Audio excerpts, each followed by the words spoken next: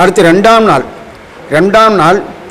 13/4/2026 திங்கட்கிழமை காலை 7 மணிக்கு தோழிக்கினியான் என்று சொல்லக்கூடிய அந்த சப்பரத்திலே பெருமாள் எழுந்தருளி காளிங்க நர்த்தனம் திருக்கோலம். அந்த புன்னமரம் என்பது யமுனா நதிக்கரையில் இருக்கிறபடியாலே அங்கே காளிங்கன் ரொம்ப சமத்தை கொடுத்துருந்தான். மேலே எந்த பட்சிகள் போனாலும் அந்த காளிங்கனுடைய உடைய காத்தாலே பட்சிகள் மடிந்து போகின்றன. அதே போல் பசுமாடுகள் அந்த பக்கம் போனாலே அந்த விஷக்காத்தாலே மறந்து போகின. அதனாலே அங்கே இருக்கக்கூடிய ஆச்சரியமான அந்த காளிங்கனை அவன் மேலே அவனுடைய கர்வத்தை அடக்கி அவன் மேலே நர்த்தனமாடினான் என்கிற சரித்திரத்தை பாகவதத்திலே சுக்கராச்சாரியர் பரிபூர்ணமாக நமக்கு தெரிவிக்கிறார். அதையே ஒரு திருக்கோலமாக நம்முடைய பெருமாள் திருவேங்கடமடியான் காளிங்க நர்த்தனம் திருக்கோலத்துகளே தோழிக்கினியால் எழுந்தருளினார். தோளுக்கு இனியான் என்கிற ஒரு வாகனம்னா என்ன? தோளுக்கு இனியான் அப்படின்னா சாமான்யமாக கருட வாகனம் இருக்குது, சேஷ வாகனம் இருக்குது, புன்னமர வாகனம் இருக்குது. அதே போல் நமக்கு சொல்லக்கூடிய அஸ்வவாகனம் என்று சொல்லக்கூடிய குதிரை வாகனம், எத்தனை யானை வாகனம், எத்தனை வாகனங்கள் உண்டு. அதே போல் தோளுக்கினியார் என்று சொன்னால்னா அதில் என்னென்ன, நம்முடைய தோல் அவனுடைய திருப்படி நம் தோளில் படாது, அந்த தண்டு தான் படுறது. ஆனால் அந்த திருவடியானது அவனுடைய திருமேனியானது அந்த சப்பரத்தில் இருக்கிறபடியாலே அந்த சப்பரத்திலே அந்த திருவடி முழுவதும் பறந்தார் போல ஒரு பாவம். அந்த பாவத்தில் அந்த தோல் அவனுடைய திருவடி நம் தோளில் இருக்கிற மாதிரி ஒரு பாவம். அதற்குத்தான் தோளுக்கினியான்னு பேர். அப்போ மற்ற வாகனங்களுக்கு அது கிடையாதுன்னா மற்ற வாகனத்தின் மேலே பகவான் எழுறார். அதனால் அது தோளுக்கினியான் ஆகாது. இது தோழிக்கினியான் என்னன்னா, இது இந்த சப்பரத்து மேலே ஏறுபடித அந்த சப்பரமானது யார் எழுந்தருள பண்ணுகிறாரோ அவளுக்கு பேர் அந்த ஆச்சரியமான அவள் ஸ்ரீபாதம் தாங்கிகள்னு பேர். அந்த ஸ்ரீபாதம் தாங்கிகளுடைய தோல் மேலே தன்னுடைய திருவடிவை வைக்கப்படுகிறாலே அது ஆனந்தமாக இருக்குது. அவன் திருவடி வைத்தால் எத்தனை ஆனந்தம்! அப்படிப்பட்ட ஆனந்தமாக இருக்கிறபடியால் தோளுக்கு இனியான் என்கிற சப்தத்தை அந்த சப்பரத்துக்கு கொடுத்துருக்கார். அந்த தோழிக்கிளியான இருக்கக்கூடிய அந்த நிலையிலே அன்னைக்கு காளிங்க நர்த்தனம் திருக்கோலம் கார்த்தாலே அது நடந்தது. அப்புறம் உங்களுக்கு ஒரு வாய்ப்பு கிடைக்கும். அவர் நீரா இருக்கும்போது நீங்க தீயா இருங்க, அது வேற பிரச்சனை. ஆனா 2 பேரும் தீயாயிட்டா அந்த குடும்பத்துல அமைதி போய்விடும். இந்த மகாபாகவதத்துல அழகான கதை. கஜேந்திரனை அகத்தியர் சபிக்கிறார், அந்த மன்னரை அகத்தியர் சபிக்கிறார், நீ யானையா போன். மன்னர் கேட்டுக்கிட்டு நல்லா தானே இருக்கு, ரொம்ப நன்றி அப்படிங்கிறார். அவருக்கே சிரிப்பு வந்துருச்சு. யாருக்கு? சாபம் கொடுத்த அகத்தியருக்கே சிரிப்பு வந்துருச்சு. சரிப்பா, நீ யானையா பிறப்ப நான் தெரியாம சொல்லிட்டேன். ஆனா நீ யானையாக பிறந்த பொழுது நாராயணனே உன் கையை பிடித்து கொண்டு வைகுண்டத்திற்கு கொண்டு போயிருவார் அப்படின்னார். அந்த சாபத்தை என்னவா மாத்திட்டாரு? வரமா. யாரு? அந்த மன்னர். அந்த இடத்துல நம்ம உட்கார்ந்து இருந்தா என்ன இருக்கும்? அகத்தியர் நம்மளை சபிச்சா யானை, நீ பூனையாப்பா, உங்க அப்பா பூனை, உங்க தாத்தா பூனை, அப்படிதானே நம்ம பண்ணிருப்போம். தீக்கு மேல தீ போட்டா தீ அணையாது. அப்ப இந்த முனிவர்கள் அப்படி 2 பேரும் நரநாராயண முனிவர்கள் தவம் செய்து கொண்டு இருக்கிறார்கள். இந்த அரக்கன் சகஸ்ர கவச்சன் அவ்வளவு கவசம் இருக்குங்கிற ஆணவத்துல அவர்களை தொந்தரவு செய்து கொண்டிருக்கிறார். முனிவர்கள், துறவிகள், அந்தணர்கள், இறைவனையே நம்பிக்கொண்டு அவர் நாமத்தை ஜபம் செய்யக்கூடிய பக்தர்கள், இந்த மாதிரி இருக்கிறவங்களை எல்லாம் தொந்தரவு செஞ்சா அது பாவம் இல்லை, அபராதமாக மாறிவிடுமா. பாவத்திற்கு பிராயச்சித்தம் உண்டு, அபராதத்திற்கு என்ன கிடையாது? பிராயச்சித்தம் கிடையாது. அது மாதிரி உயர்ந்தவர்களை செய்யக்கூடாது. அப்ப இவங்க இந்த அரக்கன் இந்த நரநாராயண முனிவர்களை தொந்தரவு செய்து கொண்டு இருக்க அவர்களும் என்ன செய்தார்கள்? அந்த அரக்கனுடைய 999 999 கவசத்தையும் உடைச்சிட்டாங்க. இனி எவ்வளவு கவசம் பாக்கி? ஒரே கவசம் தான் பாக்கி. அந்த ஒரு கவசத்தை உடைச்சாச்சுன்னா அந்த அரக்கன் இறந்துருவான். அப்ப அவ்வளவு நேரம் ஆணவத்துல இருந்த அந்த அரக்கன் அந்த ஒரு கவசம் மீதம் அப்படின்னு பயம் வந்துருச்சு. இதுவும் உடைஞ்சிருச்சுன்னா அவ்வளவுதான், நான் இறந்துருவேன் அப்படின்னு பயந்துகிட்டு இந்த அரக்கன் என்ன செஞ்சானா, சூரிய நாராயணரிடம் சென்று அடைக்கலம் நேடிக்கொண்டான். நல்லா புரிஞ்சுக்கோங்க. யார்கிட்ட இருந்து பயந்து ஓடினா? நரநாராயணர்களிடமிருந்து பயந்து ஓடி யார்கிட்ட அடைக்கலம் எடுத்தாரு? இந்த நாராயணர் கிட்ட இருந்து ஓடி அந்த நாராயணர் கிட்ட, பகவான் கிட்ட இருந்து பயந்து ஓடி பகவானிடமே சரணடைந்தான். அன்னைக்கு சூரியனாக நாராயணர் இருந்தார். சூரிய நாராயணரின் அடைக்கலம் தேடிக்கொண்டார். அவரும் இந்த மாதிரிலாம் பண்ணாதப்பா, சரி வா என்று ஏற்றெடுத்து கொண்டார். அந்த சூரியன் தான் குந்தி தாயாருக்கு மகனாக அந்த அரக்கனை திரும்ப கொடுத்து. மேற்கொண்டு சாயங்காலம் 7 மணிக்கு சந்திரபிரபை சந்திரமா மனசோஜாதகா சச்சோ சூரியோ அஜாயதா முகாயிந்திர சாக்ரிச்சா பிராணாத் வாயுரஜாயதா அப்படின்னு சொல்லுவா.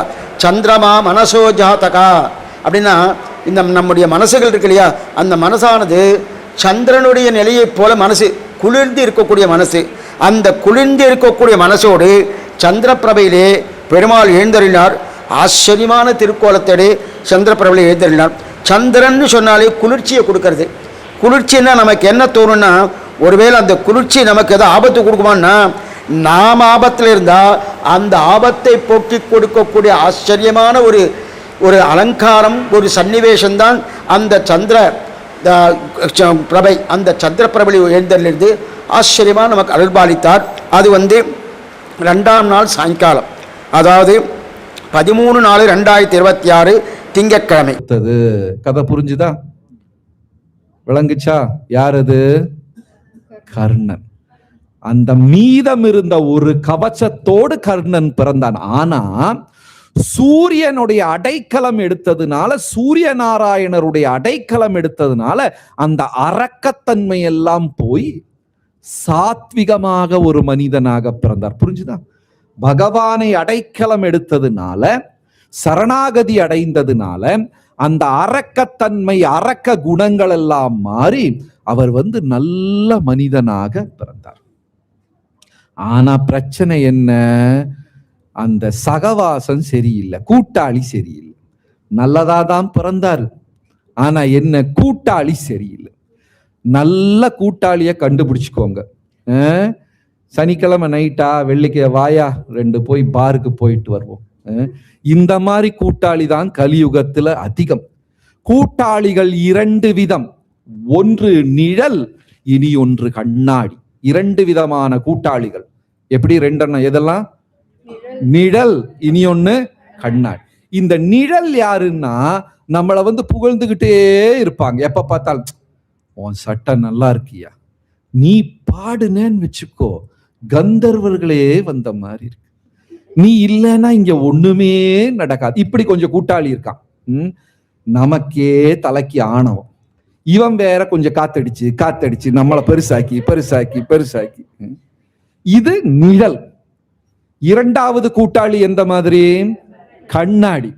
நல்லதே செஞ்சாலும் சரியாவல, என்ன நிகழ்ச்சி நடத்தி இருக்காங்க சரியில்லை, ஸ்பீக்கர் கடைசி வரைக்கும் கேட்க மாட்டேங்குது, அந்த நாசிலாமால எனக்கு கொடுத்த அந்த கச்சான் கம்மியா இருக்கு, ஏதாவது ஒரு குற்றம் கண்டுபிடிப்பது. அதாவது கொசு, அவங்க கொசு மாதிரி. இந்த கொசு என்ன பண்ணுமாம், பசுமாட்டின் பால் கறக்கக்கூடிய அகிடு இருக்கு இல்லையா, அந்த நிப்பிள் அகிடு, அதுல போய் உட்காருமா. அங்க என்ன ஃப்ரீயா கிடைக்குது? பால். ஆனா கொசு என்ன குடிக்கும்? ரத்தம். எப்ப பார்த்தாலும் குற்றம் கண்டுபிடிப்பதே வேலையாக வைத்திருக்கிறார்கள் சிலர். உங்க வீட்டுல யாராவது அப்படி இருக்காங்களா? அவங்கள திருப்திப்படுத்துறது ரொம்ப கஷ்டம். அப்போ அரக்கத்தன்மை அந்த மாதிரி. இந்த என்ன, இவருடைய கூட்டாளி சரியில்லை. அப்ப இது கண்ணாடி. 2வது நண்பன் முதல் நண்பன் யார் மாதிரி? நிழல் மாதிரி. 2வது நண்பன் கண்ணாடியை போன்றவன். எவ்வளவுதான் செஞ்சாலும் குற்றம் கண்டுபிடித்துக் கொண்டே இருப்பான். இப்போ நம்ம வாழ்க்கையில உண்மையிலுமே உதவியான நண்பன் யாரு? நிழலா கண்ணாடியா? கண்ணாடி. நமக்கு யார பிடிக்கும்? நிழலை பிடிக்குமா கண்ணாடியை பிடிக்குமா? நிழல் தான். ஏன்னா எப்ப பார்த்தாலும் புகழ்ந்துகிட்டே இருக்கான், அவனைத்தான் பிடிக்கும். நண்பர்கள் யார் அப்படின்னா,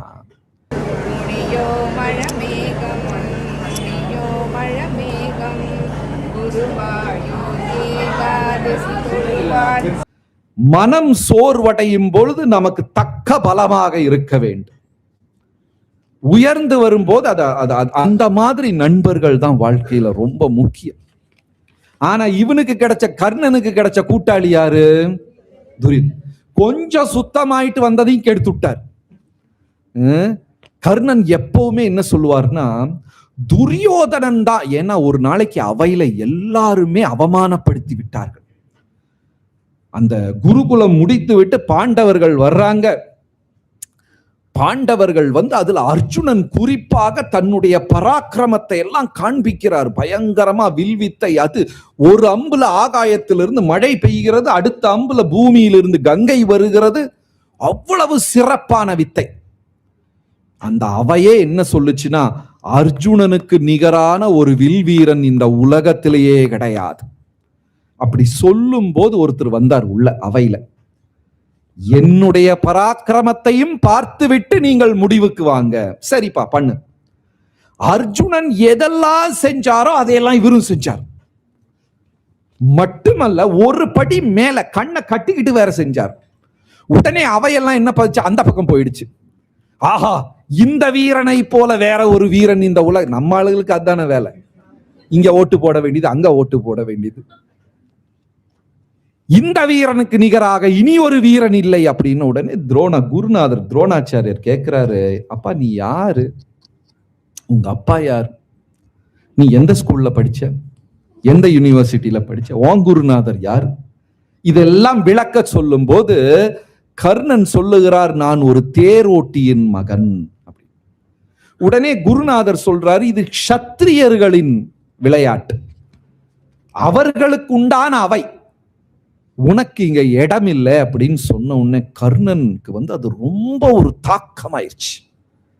நீங்க பாருங்க, வீட்டுல பாத்ரூம்குள்ள வழுக்கி விழுகிறீங்க, அடிபடுது, நல்லா வலிக்குது. இங்க வந்து இது 200 பேருக்கு முன்னாடி வழுக்கி விழுகிறீங்க. எந்த வலி அதிகமா இருக்கும்? பாத்ரூம்ல விழுந்ததா, இங்க விழுந்ததா? ஏன்? எல்லாரும் பார்த்தாங்க, அங்க யாருமே பார்க்கல. உடனே வந்து என்னமா ஆச்சு? என்ன? ஒண்ணும் இல்லை அப்படின்னு வெளியே வந்துருவோம். யாரும் கவனிக்கல. அங்க உடல் மட்டும்தான் வலித்தது, இங்க என் உடலும் என் அகந்தையும் வலித்தது. அகம் என்ற பாவம். இத்தனை பேர் முன்னாடி விழுந்துட்டனே. அதான் கர்ணனுக்கு நடந்தது. இவ்வளவு பேர் முன்னாடி நான் இந்த பராக்கிரமத்தை காண்பித்து கூட என்னை ஒரு தேரோட்டியின் மகன் என்று சொல்லி விலக்கி விட்டார்களே அப்படின்னு அந்த நேரத்துல கூனி குறுகி அந்த என்ன சொல்றது, மானம், அந்த மானம் கெட்டு நிக்கக்கூடிய அந்த கேவலமான நிலையில துரியோதனன் யோசிக்கிறான், பையன் நல்லா தானே இருக்கான், நம்ம சைடு இழுத்துருவோம். டக்குன்னு சொல்லி துரியோதனன் தலைக்குள்ள விளக்கி எரிச்சுது. கர்ணா நீ வா. யார் சொன்னா உன்னை தேரோட்டியின் மகன், சத்திரியன் இல்லைன்னு யார் சொன்னா? நான் என் நாட்டுல அங்க நாட்டை உனக்கு கொடுக்கிறேன், இப்ப நீ மன்னன், அங்க நீயும் சத்திரியன், வா பக்கத்துல உட்காருட்டான். புரிஞ்சுதா? பயங்கர ஸ்மார்ட் பிசினஸ் மேன். யாரு? துரியோதனன். இந்த கர்ணனை தன் வசப்படுத்தி கொள்ள வேண்டும். ஏன்னா அர்ஜுனனுக்கு நிகரா சண்டை போடுறார் பாருங்க. என்னால முடியாது, இதுதான் கரெக்ட் ஆள். என் நாட்டில் ஒரு பகுதியை உனக்கு நான் தானமாக தருகிறேன், இந்த நிமிடம் தொட்டு நீ அந்த நாட்டுக்கு மன்னன், அங்க நாட்டு மன்னன், நீயும் சத்திரியன் தான், வந்து பக்கத்துல உட்கார். அன்னையிலிருந்து கர்ணர் என்ன நினைச்சார்னா, உலகமே என்னை அந்த மானத்தை பறித்து என்னை கூனி குறுகி நிக்க வைத்த போது எனக்கு அடைக்கலம் தந்தது யார்? தெரியும். அதனால என் உடல், பேச்சு, மூச்சு எல்லாமே யாருக்கு? கரெக்ட் தான். அது நல்ல விஷயம், அது வரைக்கும் நல்ல விஷயம். உங்களுக்கு அப்படி ஒரு நெருக்கமான நண்பர் இருக்காருன்னு வச்சுக்கோங்க. அவர் தான் உங்களை பல நேரத்துல காப்பாத்தி இருக்காரு, உதவி செஞ்சிருக்காரு, பண உதவி எல்லாமே நல்ல ஒரு நண்பர். அந்த நண்பர் ஒரு நாளைக்கு உங்களை கூப்பிட்டுட்டு சொல்றாரு, நான் ஒரு பேங்க் திருட போறேன், நீ கூட்டுக்கு வருவியா அப்படின்னு கேட்டா நீங்க போவீங்களா இல்லையா? ஏன்? நண்பர் தானே, நிறைய உதவி செஞ்சிருக்காரு. நான் ஒரு பேங்க் திருட போறேன்யா, கூட வா, நான் போவோமா? அதுதான் ஆச்சாரியர்கள் சொல்றாங்க, கர்ணன் வந்து துரியோதனனிடம் நட்பு காண்பித்தது சரி. ஆனா என்ன ஆயிப்போச்சு, அந்த நட்பின் காரணமாக தவறுக்கெல்லாம் கூட்டு நிக்க வேண்டிய ஒரு சூழ்நிலை வந்து விட்டது.